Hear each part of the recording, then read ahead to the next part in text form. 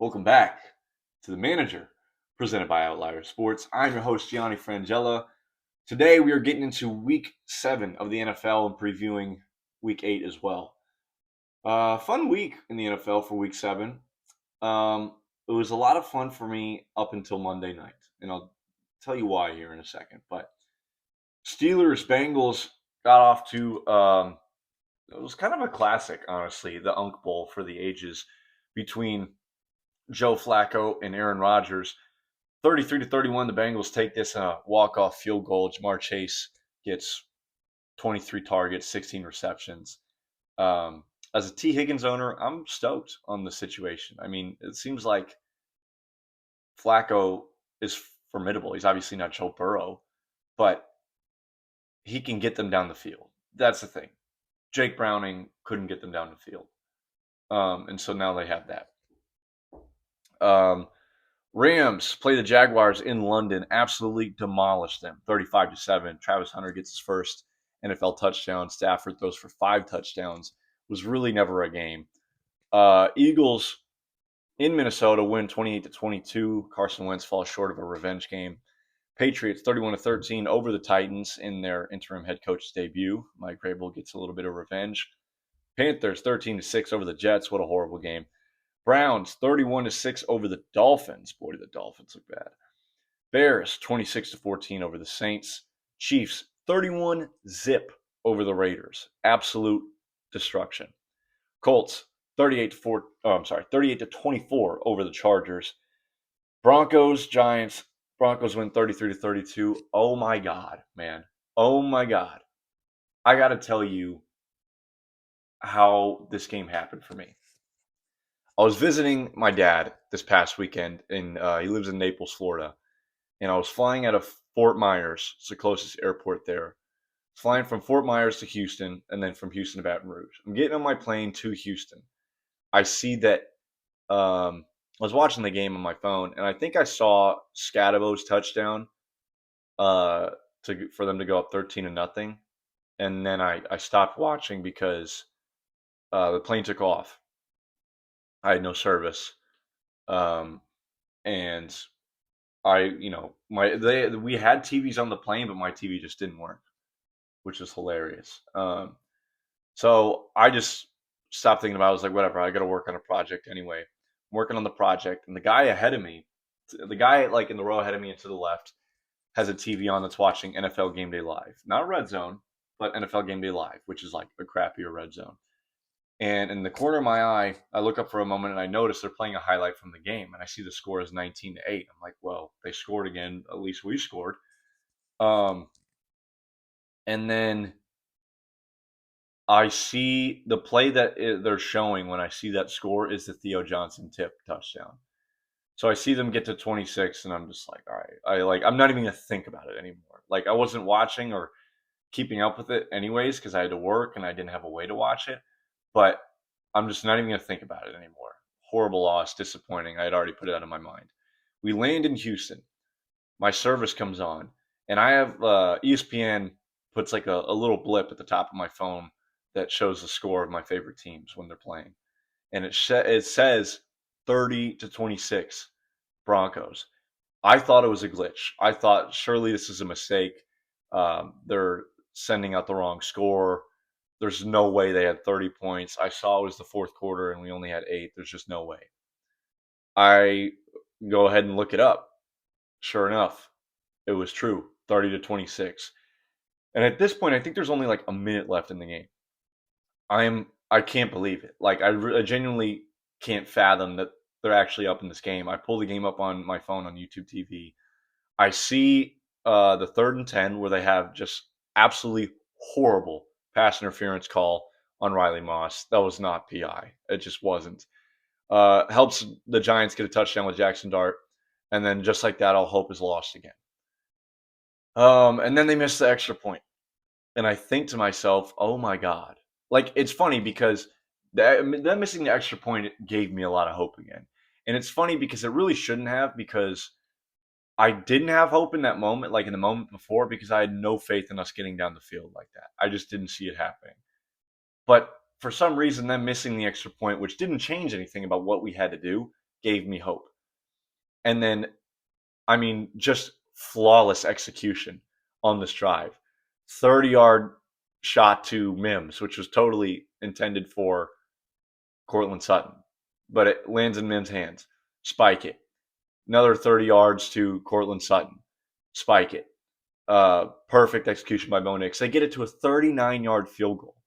Like, I was expecting, like, we'll be lucky if we can get Lutz to line up for like a 50, 55-yarder, which is really not that. I'm not super confident in that for Will Lutz. 39-yarder, I was like, dude, you got this. Like, you better not miss this. We got you all the way here. This would be such a Broncos way to lose the game. Sure enough, it goes to the upright. I'm on the plane still, trying not to lose my shit. I'm in my Broncos jersey and everything.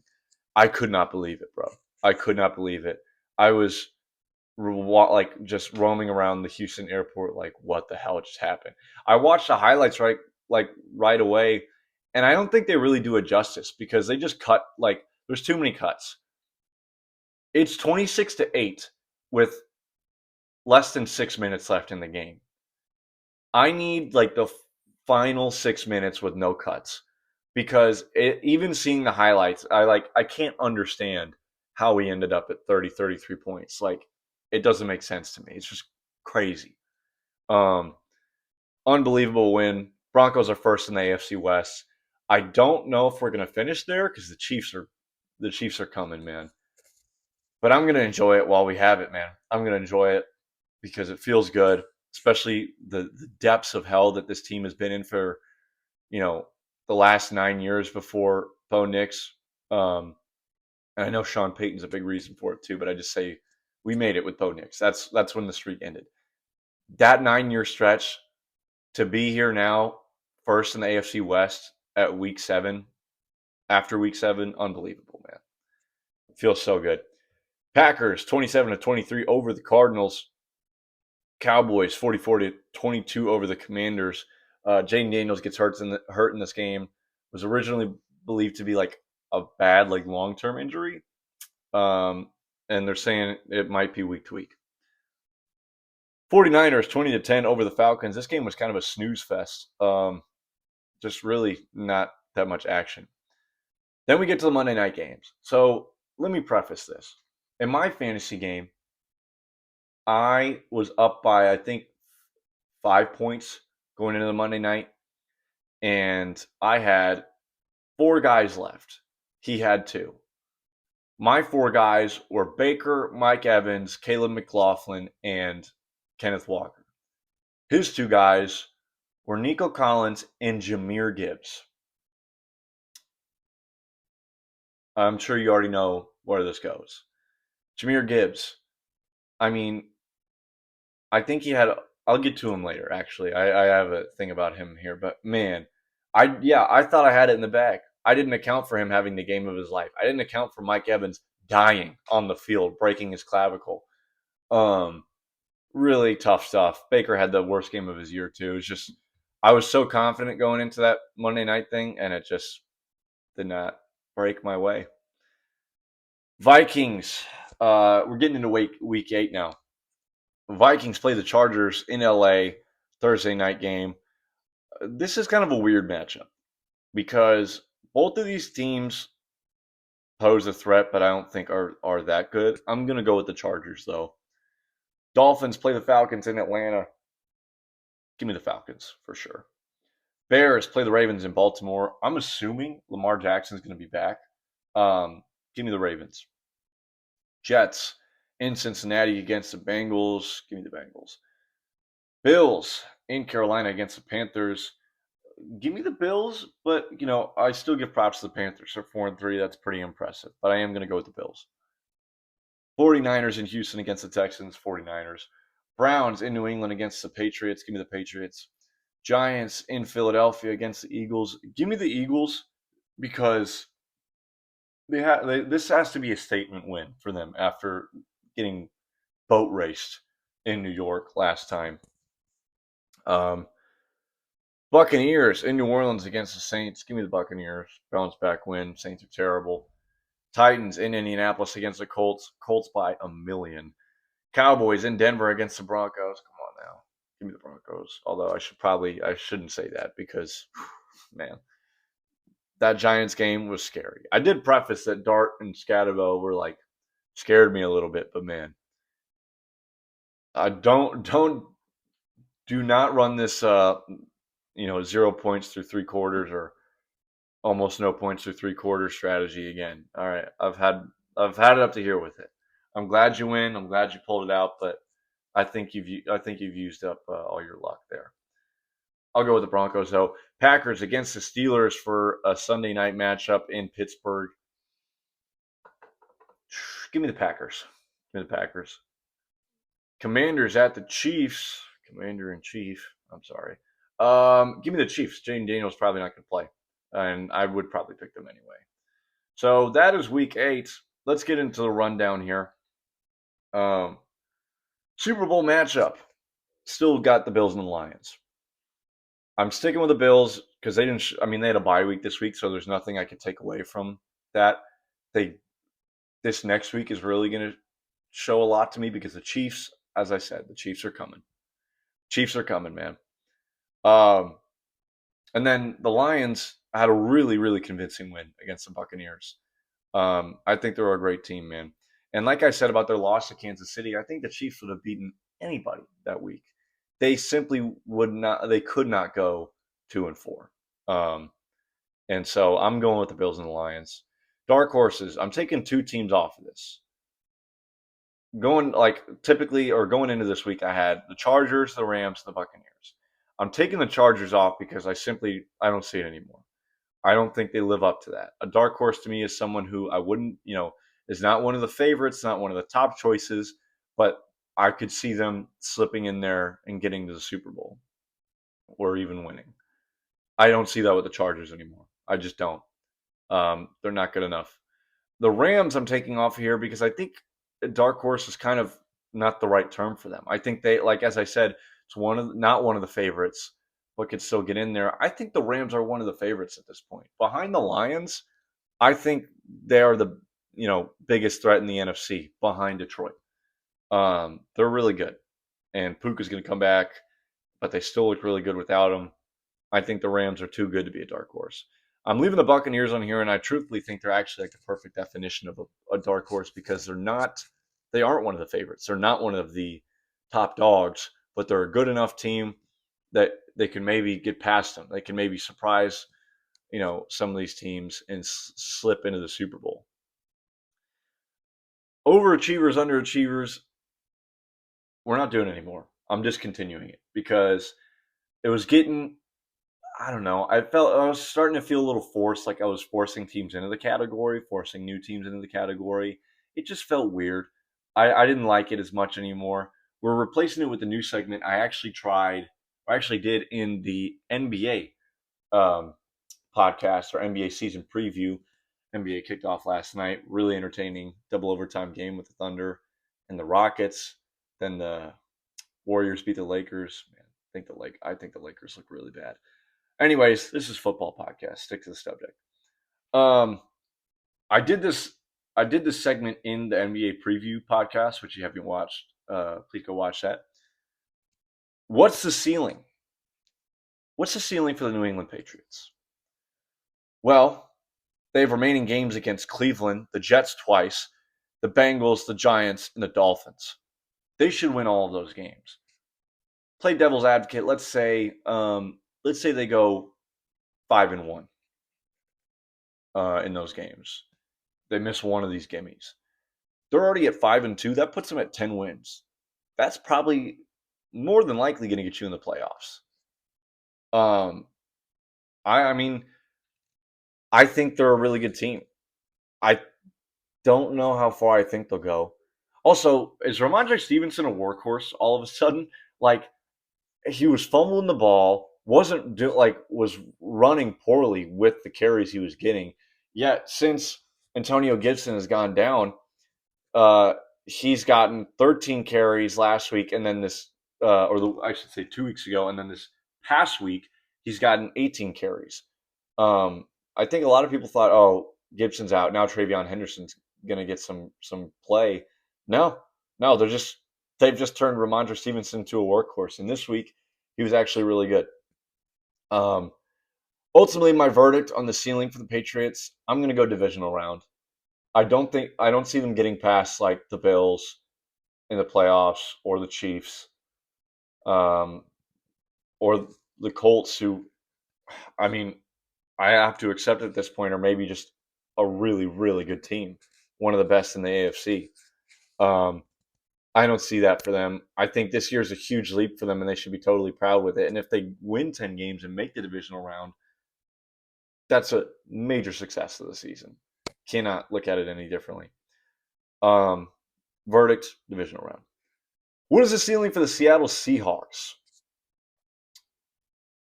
Uh, Tough to say. I don't believe in Sam Darnold that much. I don't believe in the run duo tremendously. I think the tandem together works really well. Charbonnet gets honestly, I think Charbonnet is maybe better than Kenneth Walker at this point. Um, and he's the one who gets the touchdowns. I think the tandem kind of works together, but I don't know how much I believe in it in the long run.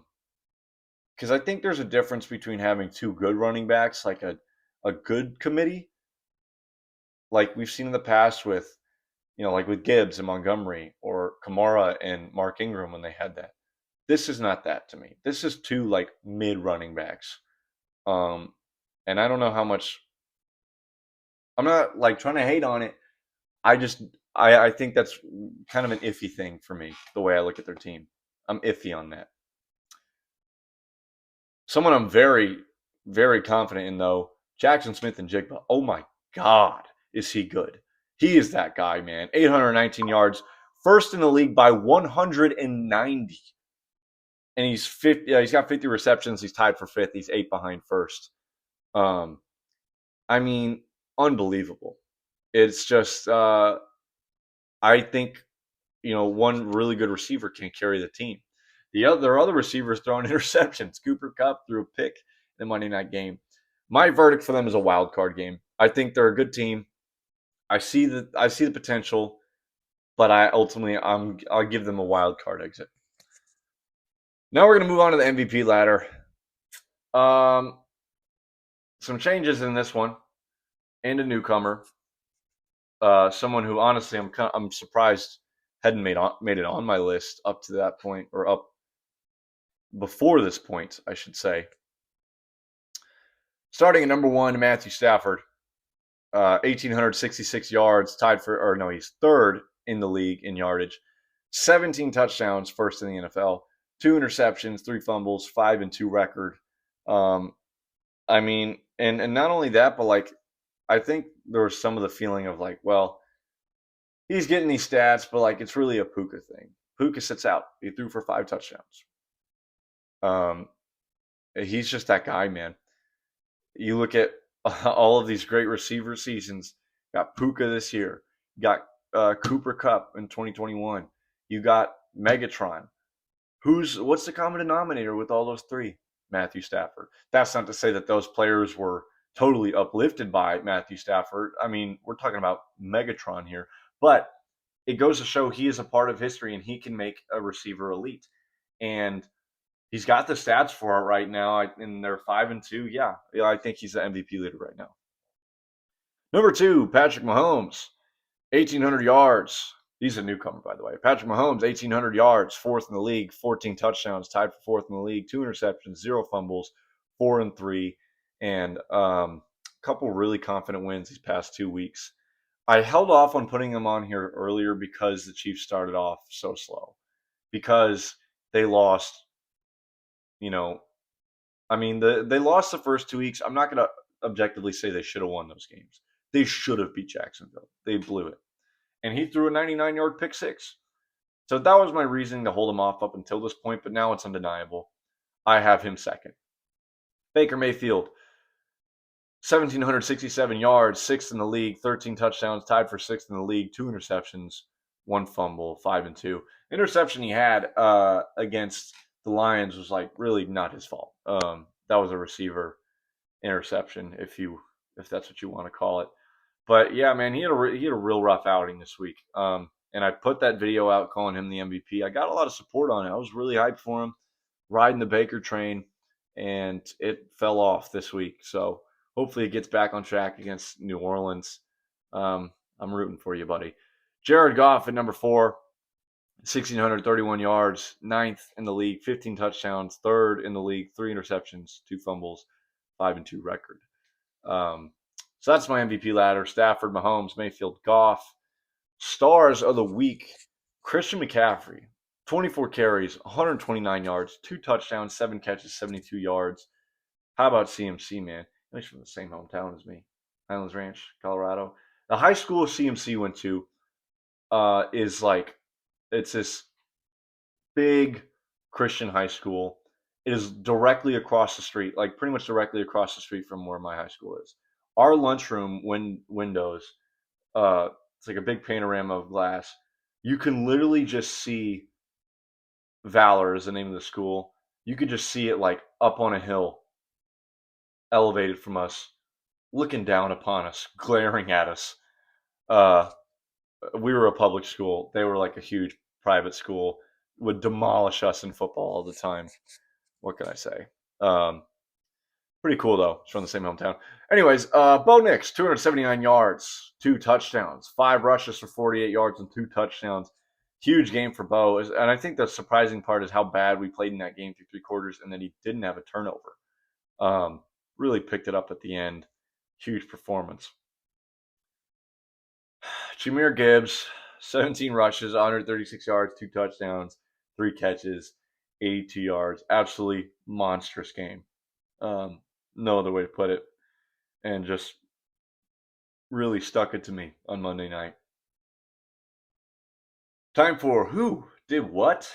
Oronde Gadsden II, tight end for the Los Angeles Chargers. 7 catches, 164 yards, and a touchdown, and just slipped out of my grasp on the waiver wire this week.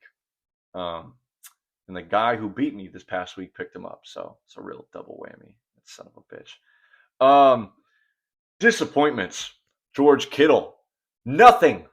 0, zilch, nada. A big fat donut. No catches, no yards, nothing.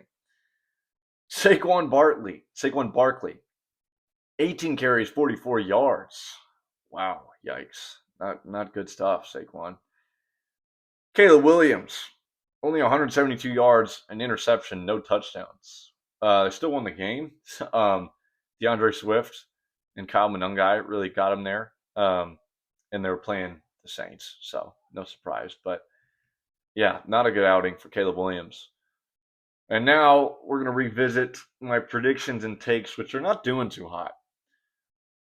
I'm starting to give up. You know what? Let me rephrase that. I have given up on the Chargers win the AFC West. I'm going to keep it up here just to revisit it. They're definitely not making the AFC Championship. I definitely don't see that. Unless barring a season turnaround, I think at this point they would have to win the division for me to think that they would make the AFC Championship. And it's not just because like, oh well, you're flip-flopping, but like they would have to prove that. I think one, they would need the seeding, they would need the advantage. But you got to prove that you're actually the team that people thought you were, or at least I did through the first 3 weeks. They went 3-0. They beat the Chiefs, they beat the Raiders, and then they had a really convincing win against the Broncos where Herbert had this hero moment. All the vibes were high. They showed everything you need of a team that might be a contender. What have they done since then? Well, they lost to the Giants. They got douched by the Commanders. Then they barely beat the Dolphins. And then, you lose to the Colts, and the Colts were dominating you at one point. I believe it was 31-10 at one point. They're just not that good of a team as I thought they were. So, giving up on that one. Buccaneers win several more games. I really, what defines as several? 3 at least. They've done that twice since I said that. So I got plenty of time on this one, and I've basically so far I'm already right. This one I'm starting to shake on. Jags and Colts both make playoffs. And the reason I'm starting to shake is because the Jags, I did pick them to win against the Rams, but it's not just that they lost that is making me skeptical about this. But when I think about the teams that are gonna be in there, you're gonna have the Colts, the Steelers, Broncos, Chiefs, probably the Chargers, the Bills, and the Patriots. I don't see one of those teams slipping below Jacksonville at this point. And especially after they got destroyed by the Rams, it'd have been a little different if they held up a closer fight. But they're clearly not as good as they were through the first 5 weeks. Um, and I'm not that confident about this at this point. I think they would need a meltdown from one of those 7 teams that I just mentioned, and even then, they would have to be the team that's right on the outside. They have to make sure they don't slip and fall way below, in the hunt or right on the fringe. Benito wins DPOY. He didn't have a good week this week. He got, Andrew Thomas actually did a really good job against him, but he's still tied for third in sacks. Only 1 sack behind. I don't think he's going anywhere. So I'm not going to lean one way or the other on this. I still think he's going to win DPOY. And that is all I got for today. This has been the NFL episode.